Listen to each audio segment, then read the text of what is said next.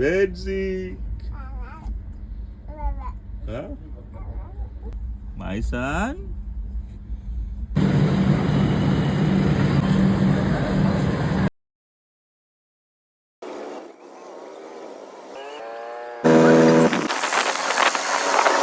ఎక్కడ కొన్నావురా కళ్ళజోడు? డీమార్ట్లో కొన్నావా? అక్కడ చాలా కప్పులు ఉంటాయి, చాలా వస్తువులు ఉంటాయి మనకు కావాల్సినవన్నీ. ఓకే. చొక్కా CMR shopping mall. CMR shopping మాలా? ఇదావో ఏసీ బజార్. ఏబీసీ బజారా?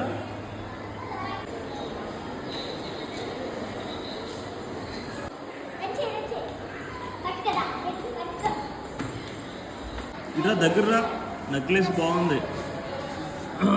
ఎక్కడిదే? ఎంత కొనుక్కో? పక్కన వాళ్ళు ఇచ్చారా? చాలా బాగుంది.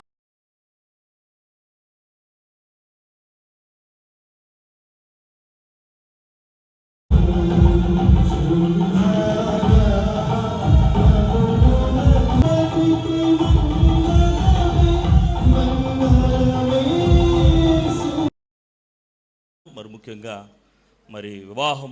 వివాహ వ్యవస్థలోనికి అడుగుపెట్టినటువంటి ఇరువురికి కూడా hearty congratulations. God bless you. దేవుడు చేసినటువంటి సృష్టిని మనం చూసినప్పుడు ఆ సృష్టిలో దేవుడు ఇరువురుగా చేసినట్లుగా మనం చూస్తూ ఉన్నాం. పక్షుల్లో కానీ మృగాలలో కానీ సృష్టి యావత్ అంతటిలో కూడా స్త్రీకి తోడుగా పురుషుడున్నాడు. ఆదికాండము 2వ అధ్యాయము 18వ వచనం మనం చూస్తే, దేవుడైన యెహోవా నరుడు ఒంటరిగా ఉండటం మంచిది కాదని వాని కొరకు సాటి అయిన సహాయమును చేశాడు. చూసారా? అంటే పురుషుడికి సాటి అయిన సహాయముగా స్త్రీ చేయబడ్డాది. స్త్రీకి శిరస్సు పురుషుడై ఉన్నాడు. We need to respect our husband. మన భర్తని రెస్పెక్ట్ చేయాలి, భార్యను రెస్పెక్ట్ చేయాలి. అంత మాత్రమే కాదు, ఆదికాండం 1వ అధ్యాయం 28లో కూడా చూస్తే, దేవుడు వారిని ఆశీర్వదించును ఎట్లనగా మీరు ఫలించి అభివృద్ధి చెంది భూమిని నిండించి ఏలుడి అని అక్కడ రాయబడ్డది. అంటే అక్కడ సింగులర్ వర్డ్ రాయబడలేదు, ప్లూరల్ వర్డ్ రాయబడ్డది. వారిని అన్నాడు.